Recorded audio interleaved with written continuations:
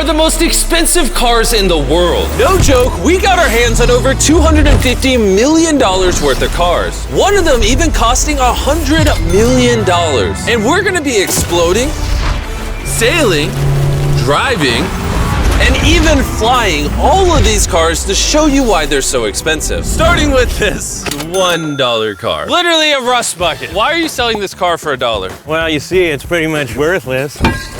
And I can't put any time or money in this thing. If you grab this $1, the deal is final. Now, obviously, this is a piece of garbage. But when you spend $20K on repairs, it actually runs. All right, let's get this bad boy started. Oh! I did not think it would start. How is this thing driving? Smells like smoke.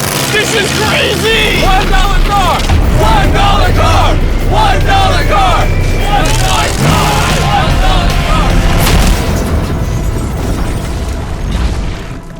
All right, well, that was the $1 car. Glad I wasn't in that. Bring in the $100,000 car, which drives itself. No joke, no one is currently in this car and it is moving. Let's see what 100 grand gets you. There's a lot of room in this car. This is one of the few cars that can actually fit all my kids.